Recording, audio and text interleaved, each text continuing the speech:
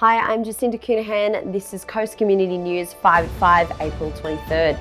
Coming up this week, the Prime Minister was on the coast to announce a hydrogen hubs and a carbon capture fund. Central Coast Hospital's leadership change. Local government minister receives new petition. PEP 11 paddle out this Saturday. ANZAC services bounce back with a new vigour. And Blockbuster Mariners clash versus Sydney FC on Saturday. To start, with the easing of COVID-19 restrictions, ANZAC Day services will return to the coast this year, with events planned for Gosford, Terrigal, Edelong, Wyong and the Entrance and many more.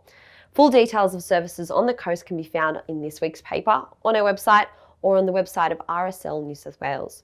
We spoke with two local veterans, Paul Osborne and Mal Bryan, who were part of a unique photo exhibition in Wyong by local photographer Lisa Haynes. The gentlemen spoke to us about what the day means to them. To me, it's a day of reflection. It's a day of remembering all the people who served, the ones who didn't come back, who gave the supreme sacrifice for their lives, and just remembering all the people who have served and represented our country. That day to me means that it's a memorable day in such that remembering all the poor old diggers in the First World War, they had to go over the top, and if they didn't go over the top, the old officers used to shoot them, and it's really a bad way for a war, Those poor people who got killed over in the whole of the First World War, let alone Gallipoli, so. Now let's go to David, who has more on the Prime Minister's visit to the coast on Wednesday. Yes, thanks JC. Scott Morrison was at Berkeley Vale's Star Scientific Research Hub this week to announce a national $500 million investment into developing hydrogen hubs and a carbon capture fund.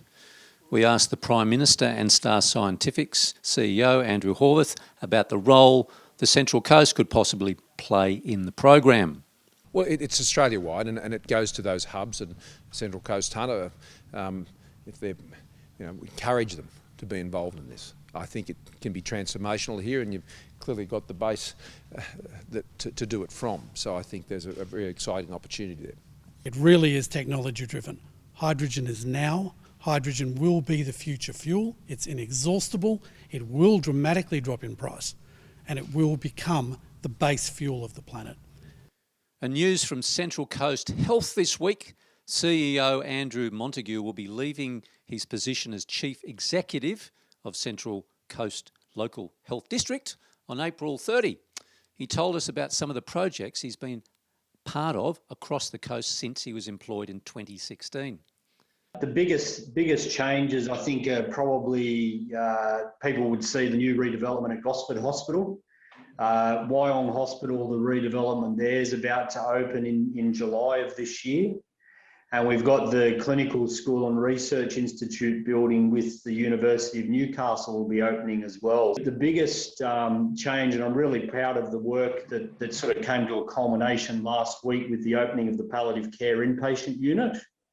The opportunity to work with the local community via Elsie's Retreat to actually work together to get to a point where we now have our first inpatient unit is really exciting. And Local Government Minister Shelley Hancock has ruled out a so-called judicial inquiry into the council's financial crisis, yet she is in favour of a different kind of inquiry. Hancock said ordering a judicial inquiry as requested in an petition signed by more than 20,000 locals and tabled by Parliament by David Harris MP was not an action available to her. A public inquiry is the favoured option, also by member of for Terrigal, Adam Crouch, who said he was 100% opposed to suspended councils being allowed to return. His position was signed by approximately 5,300 local residents, and the Minister is expected to announce her decision about the council next week. Meanwhile, Central Coast newspapers conducted our own survey last week, online and in print, into councils whether they should return or not. Of the 490 respondents, 90% of locals did not want councillors to return to their duties next month. Now let's go to Macy with an update of the PEP 11 gas licence. As the coast waits on Federal Minister for Resources Keith Pitt for a final decision on the extension of the PEP 11 offshore gas permit, investigations by CCN indicate the permit holders are seeking approval to amend the permit to increase drilling depth. According to an ASX announcement by BPH Energy, permission has been sought to deepen drilling depths to 3,150 metres and to also undertake the evaluation of the offshore Sydney Basin for carbon sequestration, aka carbon capture. Community opposition to PEP 11 continues to grow, with members of Surf Rider Foundation Australia and Save Our Coast planning a protest paddle out at Terrigal at 11 a.m. on April 24th. CCN will be there for the event. Before we move to sport with Hawk, a quick note that the entrance cinema has closed after generations of serving the community. Opening in 1934, the cinema has now closed due to a change in owners of the building. Now here's Hawk with sport. Thanks, Macy. Over the course of the 2021 Australian Track and Field Championships, there were many exceptional results from Central Coast athletes competing for the New South Wales state team. The stand-up performance over the champs was achieved by Tascott high jumper Nicola McDermott, who will now go into the Tokyo Olympics the only Australian woman to jump 2 metres ever. Area record.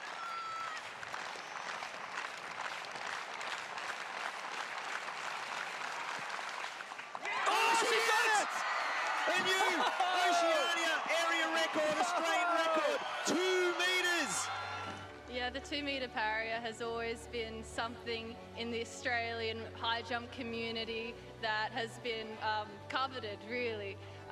But to be able to jump it today with my friends and my family and an incredible crowd is just without words. It hasn't sunk in yet. Now you also get to donate $1,000 to your little athletics club of choice. So what is your little athletics club? My little athletics club's Gosford Little Athletics. Moving on to the A-League, a season-defining match is in store for the Mariners tomorrow evening when they host Sydney FC at Central Coast Stadium. A win is much needed for both teams, for the Mariners to bounce back from last week's underwhelming loss to Western United and stay inside of the league lead. This is the match that we've all been waiting for. We've been waiting for over 5 years. It's a home game. It's the biggest club versus the smallest club. It's the champions versus the little guys, really. So it's a huge game with all the noise and hype that's been going on. It's a real call out to the community now to come to the game. I think every game for us this year at home has been an exciting game, regardless of who we've played, to be honest. The matches have been incredible, really. We've been down the bottom for so long, and I think the players really deserve the Central Coast community and the football community around here to come out and support us in big numbers to help us get over the line. It will be a great game to watch here at the stadium in Gosford. Get your tickets online. Now to Harry with the weather. Thanks, Hawk. ANZAC Day weekend is shaping up to be a nice and sunny one, with temperatures in the low 20s expected across the coast, with a slight chance of rain also forecast. In Gosford, Saturday will be 22 and sunny, with a low of 10. Light winds are also expected, as well as a 5% chance of rain. Sunday will also have a max of 21 and a low of 12, and there is a 40% chance of rain forecast. Light winds becoming southerly from 15 to 20 k's are also predicted during the day. Moving on now to the entrance, where it will be a slightly cooler weekend. Saturday will be mostly sunny with a max of 19 and a low of 13. There is a 10% chance of rain and light winds are also expected. On Sunday, there will be a shower or two with 50% chance of rain expected. A max of just 19 and a low of 14 is forecast, with light winds becoming southerly from 15 to 20 k's. Back to you, JC. Thanks, Harry. All of these stories and thousands more are available on our website, but also make sure you pick up a copy of this week's Coast Community News, Coast Community Chronicle and Pelican Post, and subscribe to all of our socials for updates during the week. Before we go, we wanted to share with you some information about another ANZAC event coming up this weekend. Coast Opera Australia will be holding their tribute concert Salute to the Anzacs at the Central Coast Stadium on Sunday, April 25 at 5 p.m. The public is welcome to join them in the stands to watch performances by a series of notable opera singers, including The Last Post and A Minute of Silence as the Sun Goes Down. The proceedings will be amplified and live streamed through the stadium's audio system and also through the social platforms of Central Coast newspapers and Coast Opera Australia. We hope you have a lovely ANZAC weekend and we'll see you next week.